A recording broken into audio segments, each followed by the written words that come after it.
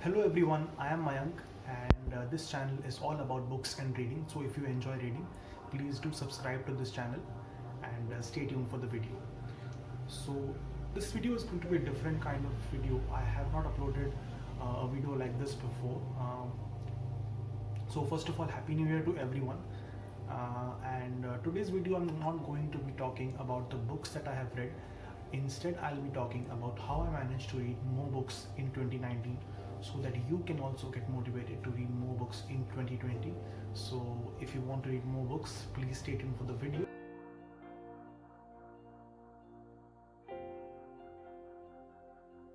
In 2019, I happened to find a YouTuber named Shaloni Srivastav. I watched a video of hers which really motivated me. In the video, she had talked about habits and how habits can change your life. I decided to start inculcating a few habits since that day in my life, and one of them was to read a few pages of books every day. This is a very simple way to read more.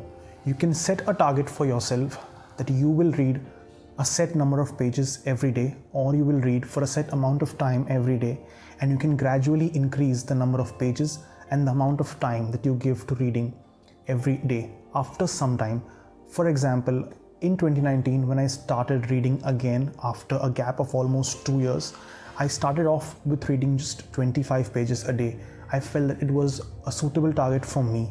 Slowly and gradually, I started increasing the target, and by the end of the year, I was reading 45 pages a day. And I know that this year, I'll be reading even more. Slowly and gradually, I will increase my target and I will read even more pages a day in 2020.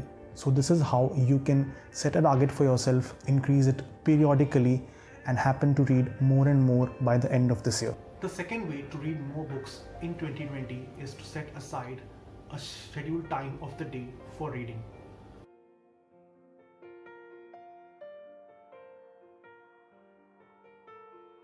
When I started reading this year, I had set aside a time for myself every day to read. Every day when I came back from work, I read a few pages and then kept the book aside and went back to sleep. You too can set aside a time for yourself when you are comfortable with reading.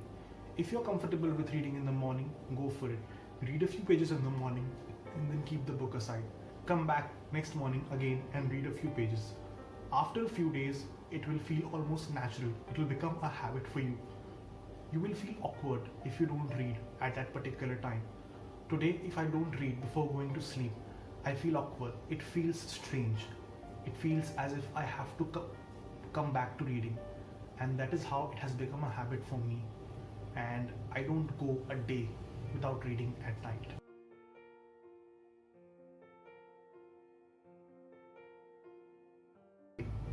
The third way is a little different one, a little unorthodox one. There are people out there who even today love paperbacks and they stay away from ebooks. They stay away from audiobooks. They feel that paperbacks are everything and they are the most natural form of reading. But for me, the format has never been an issue. I can read a Kindle, I can read an audiobook, and I can also read a paperback. For me, the content is everything. If you too are someone like me, you too can use all these tools to read more this year. For me, there are two types of readers: people who have just started reading and people who are sometime into reading. So if you are the one who has just started reading, you might want to stay away from this technique because you might want to read just one book at a time. But for a person like me who has some kind of experience in reading, I always try different formats. At once, I use at least 2 formats of books for reading. As of now, I'm reading a fiction book as a paperback and a non-fiction book as an audiobook because that suits me. I can listen to non-fiction book while traveling, I can listen to it while doing other work, and it just feels really natural. So if you are like me, you too can experiment with different formats. You can try Kindle, you can try audiobooks. For the ebooks, there is really no other way. Kindle is the best format for reading. Even if you don't have a Kindle, you can read it on your phone. But for audiobooks, I would suggest 2 apps. I have used Audible and Storytel.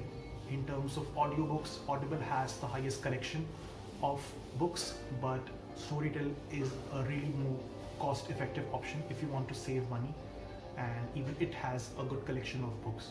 So choose for yourself, go ahead, experiment and decide which format suits you, and then read more and more with it. And this is how you can read more books. I will leave the links to Audible and Storytel apps in the description below so you can check it out.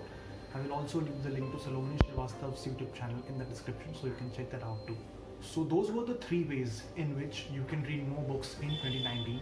Let me know if you suggest some other ways to read more and how you have been able to overcome your reader's block after some point of time or in any point of time in your life. If you want more such videos, you can comment down below, and you can also give suggestions for some other videos. I'll be back soon with another video, and please like the video if you enjoyed it, and subscribe to the channel and share the video as well. Thank you for watching. Bye.